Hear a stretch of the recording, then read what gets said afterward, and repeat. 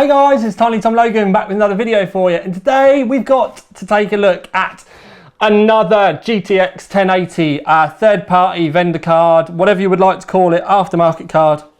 And this one is the MSI Gaming X, because they've got two different ones now. One's with back plates, one without. Basically, if you got the X, you got the big daddy one. It's also got a brand new design cooler. We're now rocking the TwinFrozR 6. I can remember when the original TwinFrozR come out. Oh my God, I'm getting old. So TwinFrozR 6, I'm not going to say it's a new aggressive looking card because it does look very familiar, but we do have a sexy backplate now. They've got some RGB on it, which is a bit questionable, which we'll talk about. But we'll come in, we'll have a good look, and we're just going to get on with it. So our first look at and around the card. Now before you worry, I will show you it in the rig as well. So first things first, we have two fans. People seem to be going to 3 at the moment, and MSI are shouting about the fact that they've really worked on all of the technical mumbo jumbo with these fans. I won't bore you about it, but I can say before we go on to temps and stuff that they do seem to work surprisingly well. So other things that we can talk about really is it is still very black and red, even though this section here is technically RGB. I will show you it lit up, and it does stay quite white for an RGB, so it's not too bad. But obviously it's a bit pointless that being RGB when you've got all of this in red as well. These kind of translucent red parts down here do light up red as well. But I'll show you when we get it in the system. They're really not very bright. It almost looks like the batteries are running out. They're that dim, so they're a bit disappointing as well. I do like these nice covers, although obviously unless you've got one of those cases where your graphics card sits up, you're never really going to see them. But one thing that we can draw your attention to is look how wide it is. And they say they've done that to aid cooling, because obviously it's wider, means you can get bigger fans on it. This red is actually what I would call a bit pearly, so it's got like a bit of a pearl, like a very, very, very fine sparkle stroke metallic to it, but it is definitely pearl. We can see the heat sink underneath, all lovely. If we have a look down the sides, we can see nice big brace, heat pipes down the side. It has got a 6 and an 8 pin. We've got the nice MSI design on the back plate, lettering's all up the right way. It's all rather good. Now what they have done is they've said that there's a special thermal paste underneath, and I'm not allowed to take the card apart because then it's going to ruin the temperatures, they say. So I ignored them and stripped it all anyway. Yes, I do have to. So I've done all my testing, we're all totally finished. I've stripped it all down. It did have, normally with the thermal paste, it is normally like, you can see it's almost like a flat thing that they've put on there, and it's all done in the manufacturing. But this, it was, you could tell that it had been put on with a syringe. There was actually a bit too much on there because it was everywhere. But nevertheless, it did look like they had used an aftermarket thermal paste. So that's our cooler. Then we take it off. We can have a look at the back for the first time. We can see we've got some direct heat pipes, but there is a plate over the top of them, as you can see, and then it gives us this lovely larger surface area. Some people would say that the direct heat pipe would be better. You know, everyone's got a different way of talking about it, and we all see. You can also see down here that there's a lot of heat pipes all spread around, and they do say that the fins on the heat pipes have been designed so that there's a larger surface area, yada yada yada. Do you know what I mean? And essentially they've gone on about the amount of time that they've spent on this. Now one thing I will say is the best MSI cooler that I've ever had the pleasure of having a look underneath came off of the 390X, and it literally had cutouts and stuff everywhere. Now that needed volcanic, you know, that produced volcanic levels of heat, so it needed a massive cooler. This is probably only second to that one, which is a big statement. It's definitely a step forward from the last generation, the TF5, but it's not quite 390X mentalist levels. But you know, we will talk about temperatures and stuff all later on. But when you read all the gumph and stuff in the PDF, which for most of you lot would be more boring than me whittling on for 45 minutes about a graphics card, it was just about fans and the way that all the fins were angled and the like.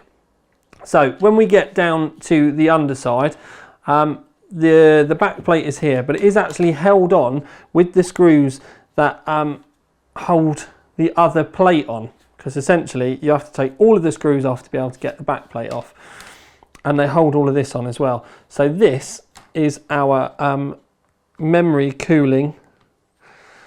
Come on, there we go. This is our memory cooling plate.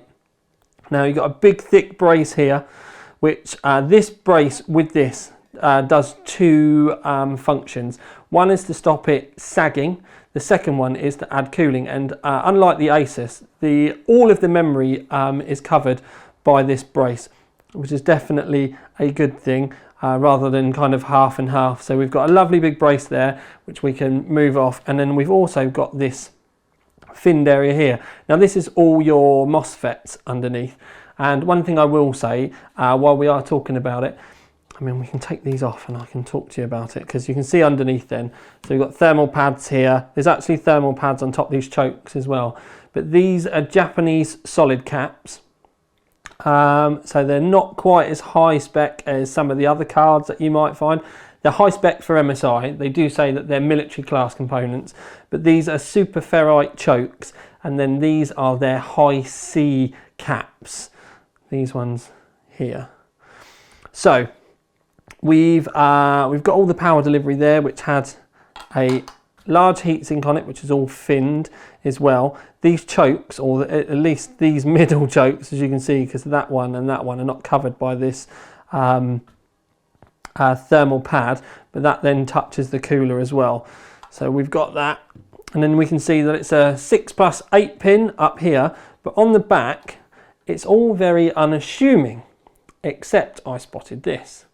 And I'll zoom you in and hopefully the camera will sort itself out. Now this is definitely a power connector. Now I don't know whether the back plate, they planned on making it light up, or there's going to be a card later that's going to be lit up, but that is very much a power connector. Is it one of the ones that pops up? I actually haven't had a look. I think it just pokes in. There is a little clips and stuff, but anyway, no matter what, that is most definitely a power connector on the back of the card, and there's nothing on the back of the card that requires being powered. So this makes me wonder, was it meant to be and they aborted it at the last minute, or is there another one coming later? Maybe this is going to be a very similar PCB to the Lightning or something. We don't know, but this was interesting, so I like this. So other than that, we've got the back plate. As you can see, it's plastic coated. It's actually quite lightweight as well, quite flexible, but it's a good back plate. We're not dissing it. It's all good in the hood. But the most important thing is, I was told, don't take it apart. We don't want you to take it apart because of the thermal paste. Sorry, it had to be done because we all love a bit of 18+ nudity, nerd porn. Now, what we're going to do is have a look at it in the rig, lit up.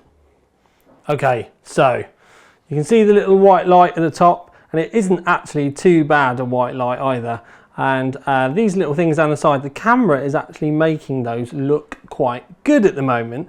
The problem is I've got the rig laid down as it is at the moment. But if I was to turn it up the other way, now I have to admit the camera is making these look really bright. Sadly, in reality, they're not, and I've specifically got it in a dark room at the moment to try and show you the best of it. I know a lot of you are going to game in the dark, but once you add a monitor light or something into the mix, it doesn't, they're really not that bright. And I can't stress enough, actually, that, as close as the camera is there, that's as close as what my eyes can actually see that I can show you. It's just because the camera is obviously fixating on this. As soon as I take it away, the camera then adjusts, which is why these start to go all bleached out and stuff. But that is pretty close to what your eyes would actually see, which is really not very bright at all. In the software, I have looked, because when I first saw it, I thought, oh, you've obviously got to be able to turn them up to make them brighter. But sadly not. But that would be the thing that I would suggest, is that they, and I actually kind of like them, but they're just not bright enough, and I would love to be able to go and wang them up 10 notches, and that's why I said it almost looks like that the battery is still running out, because that's literally the type of dullness that makes me think about. But as you can see, when the camera adjusts, if they were like that or a little bit brighter, it'd be like spot on. So when we do test the cards, we do test them in the case with the door on. Case is a Corsair 600T. We've actually normally got lights on in the bottom, but I turned them off so that I could show you the lights, as I was saying, so I could show you the lights better. Anyway, it's in our Corsair 760T. The games are on two 408GB solid state drives there in RAID 0. Then we've got a 520GB solid state drive for the operating system. It's on a Asus Strix X99 motherboard with the new Intel Broadwell-e 6850X processor. That's the 6-core 12-thread one. Then we've got 16GB of 3200MHz memory. We're now running a 1000-watt RMI power supply.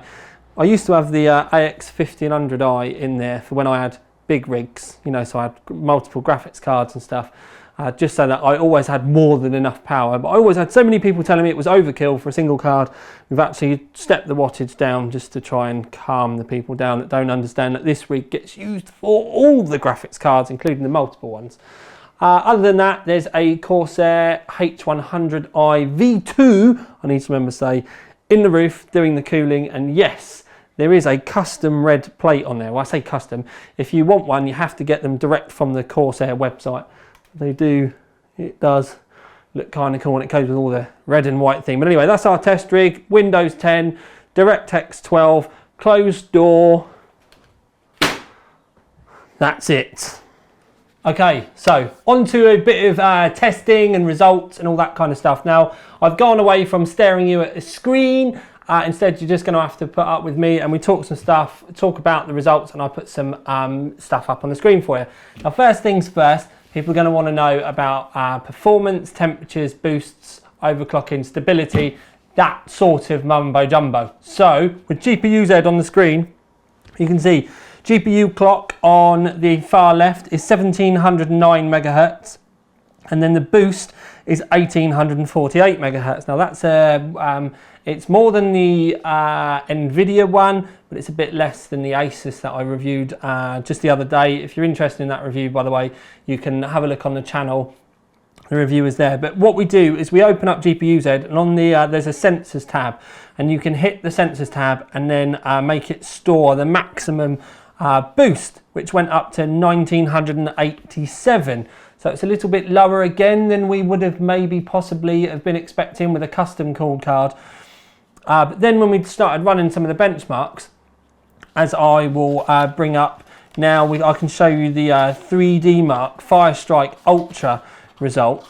It actually came in at those boosts above the Asus one, which was one of the reasons why I want to say about it. It's only 100 and a bit points, but nevertheless, it came in above the Asus. So then that made me think to myself, wow, maybe, because one of the things that we do need to remember, peeps, is this is new tech. So there are no specific, you need to do this, you need to do that, you need to do something else guides. And it takes a few little reviews at the beginning for us to settle in and get a feel for what we may need to be looking at. So essentially what I then did is I went back and I opened GPU-Z again, and I'll bring the screen up for you now. And we got all this roughly the same results that we got before, although the GPU boost was a little bit lower this time. But I had a third window open where rather than it being the maximum boost, we actually took an average. And the average changes the whole time it's open because the scores are going up and down. Sorry, because the clocks are going up and down to save power all the time. I literally had to, as soon as I clicked that to average, I opened Unigine straight away and let Unigine run. And then as soon as I closed Unigine, I had to screenshot it. So we've got 1928 megahertz now, and that's out. That was our average. Now, the problem is because that's the first time we've taken an average, it's going to take a little while for us to see whether this is something that we actually need to be paying attention to. But nevertheless, it was running, say, about 75 megahertz above on average than the listed boost speed. which, as you've seen in the scores that I showed you previously, that actually made a little bit of difference. So maybe less is more in this respect. One thing I will say is, we'll do the temperatures first. Power, we did, it got 344 watts, which is exactly the same as the Asus, a little bit more than the Nvidia. Sorry, it was a little bit more than the Asus, only by like 8 watts. So it's not, you know, a great deal at all. But don't forget that 344 watts is the entire system, not the graphics card, it's the entire system. And then when we go to temps, it's a big old graph, but it is there, and the 1080 gaming was 69 degrees, absolutely maxi chat. And one of the things I will say is it was absolutely maxi chat, but it was ridiculously quiet. It's another one where this back fan in the system is the loudest part of the rig, and it's absolute. This was crackers, and I've now got screwdrivers that I've been shoving through the back of the fan so that I don't have to take all the back of the case off to turn them off, just so that I can hear how loud it is. One of the things I will say though, when we're talking about noise, is, you know, those game menus where you they're running at silly frames per second and you can get a bit of squealing. Well, recently they've started to upgrade the caps to a point where that is irrelevant, and I have had cards that have been like that. This one, when it's really screaming away, you can hear it. So if you're one of those people that need a mentally quiet rig at all times, this one I've got here today, and the other one, because I've obviously got two, they weren't the quietest. There was electrical stroke cap squeal noise on these. I'm pretty sure it's the actual the thermite. What did they call them? Oh, what did they call them? The super ferrite chokes. I'm pretty sure it's the choke squealing rather than the capacitors. But anyway, I've put that out there. It's not annoying. You can't hear it once you've got the door on the case and everything like that. But it is just something I need to bring up, because a lot of people out there are absolute silence freaks, and they will tune in to any possible little bit of noise. And this is something, it's not old school AMD loud noise squealing, but there is a very faint bit there. So end of discussion, we've spoken about that. Now, most important thing now is I got a lot of flack in the last review because you only benched 2 games. No, I put 2 results in the video so that we weren't here for 3 hours. There's actually 11 results on the website because we're now testing DirectX 11, DirectX 12. We've changed a lot of the games, and we are going to be adding more in as we start to go through. On the website, you will see a couple of them have literally just got the Asus and the MSI in the graphs, as I'll show you in a bit, because we've got some ashes of singularity to show you. And essentially, yes, they're the only 2 in the graph because they're the only 2 we've tested. I don't go back and test old cards when we do new games, because we would literally be here, or I would literally be here for days on end as it is, and I've not had a great deal of sleep this week as it is. So, Tomb Raider, this is the old school Tomb Raider, and you can see it's pretty much near the top of the graph. I'm not going to go into it, but in this graph, it's actually above the Asus Strix, and throughout the entire review, it's literally there together, and it's one's maybe a little bit above, and then there might be a frame or 2 in it, and then on the next game it's the opposite way around. There wasn't a great deal to throw between them. When we go on to ashes, pretty much the same thing. A frame here, a frame there, not a massive amount too. And with ashes, you've got DirectX 11 at the top, and then we do a completely separate run for them, and we do them on the bottom. So that one game where we do 4K, 1440 and 1080p, you do need to see there that there's 12 results just on that one game with 2 cards. So it's not a 5-minute process to do one bench, let alone all of them. So that is it. Don't forget, if you want more information, go and have a look on the website. If you want to do all the comparisons with all the other cards and all that type of stuff, that's where the bulk of the information is. Like I said, if I spoke through all of our graphs, these videos would be so much longer, and I'll get enough flack for it as it is. I've been trying to stand this up on the desk for so long, I'm just going to admit defeat and put it down. So congratulations, you've made the conclusion. I'm trying to get these videos as short as I possibly can without missing out details. So we're going to have a big meaty conclusion. So sit down, get comfy. Yes, there are 2 boxes. The SLI review will be next week. So we've got the MSI GTX, you know what we're talking about. So what are my thoughts on it? First of all, the award, we're going to give it the Performance Award. Performance wise, it was up there near the top of the 1080 pack. It's much quicker than the Founders Edition, but the boost wasn't as high as we've seen with some of the other cards. Although, even though the boost wasn't as high, it was performing better, which is why we've now introduced that average boost to see how well we're going to cut it and whether we need to start talking about that a little bit more. We'll talk about some negatives though, because it isn't perfect, and I don't think it's perfect. Essentially, if you were to take this plastic part of the cooler off of the card, everything from there on downwards I actually really like. I really, the RGB side of it, I think that's like a token gesture. That's like a silly Boy Racer add-on that someone's been and bought from Halfords. I don't know what the American version would be. What's the one where they are always taking the people, Mickey out of the people that are in the supermarket with dodgy clothes on Facebook?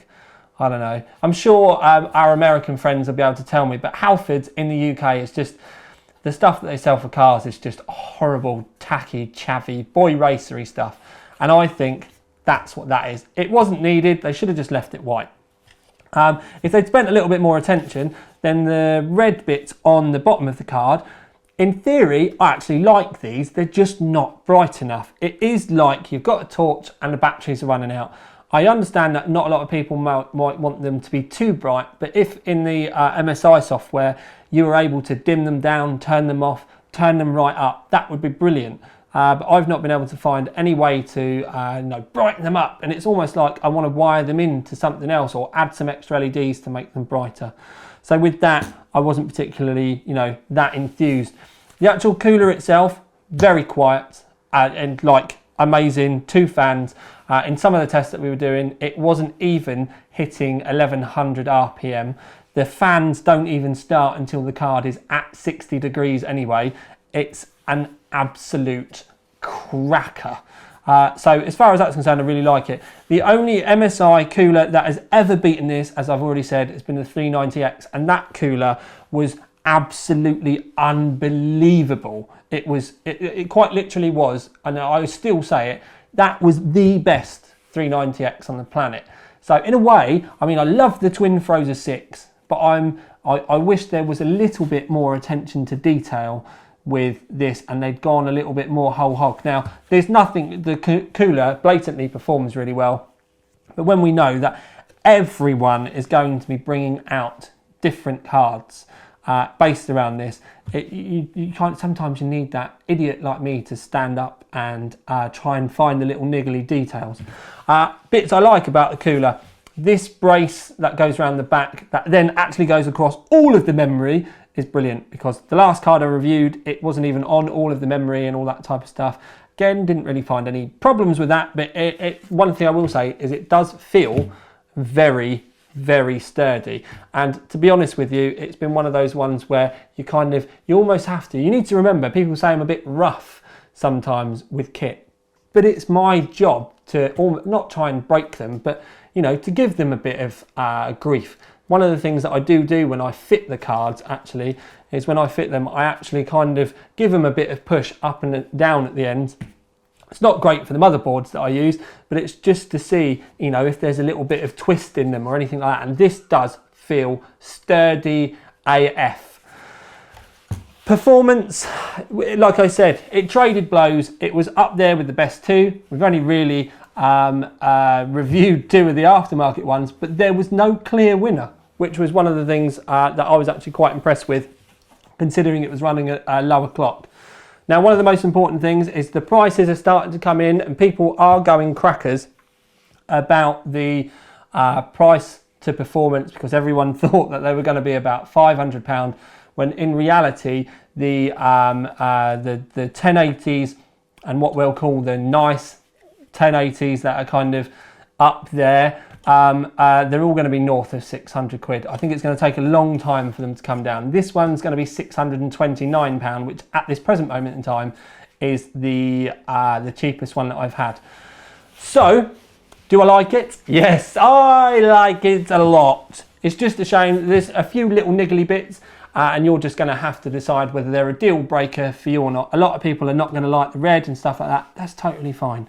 But when you think about MSI's branding is black and red, it makes sense. The RGB is really the only bit that doesn't make sense, and to be fair, it's probably the only thing that I can moan about, other than the fact they need to put 50p in the meter to give the little fanny things down the side a little bit more juice. Other than that, it's an absolute cracker, and as I've said already, going round in circles, it was either at the top of the graphs or it was just one below, but there really wasn't a great deal in it. So for now, yes, this is the single card review. We're going to wait a few days before we do the two. That will be next week. The next thing up that you're going to have from me is for the regulars that watch all the videos, that is, you're going to have a 1070 Founders Edition from me. Then we have these two, and then I will be doing MSI Gaming other, I'm not even allowed to say it, other cards, and I've got two of those as well. I've given you enough hints. Anyway, I have not worked this hard in such a long time, so I'm now going to go and get this video rendered because I need to upload this for you tomorrow while I'm testing the 1070 Founders. But thoroughly awarded, yeah, you know what I mean, performance award winner. I was very much, if they'd sorted the cooler out and the lights and stuff, then I probably would have notched it up a little bit more, and it may have got the Enthusiast Award. But as it stands, it's just a good performing card. It's cool, it's quiet, and you just have to make your peace with the rest of it if it annoys you like it did me. But for now at least, this is Tiny Tom Logan, and it's about 8:30 at night, and I literally haven't stopped since 8 o'clock this morning. Out! Not looking for sympathy, just send beer.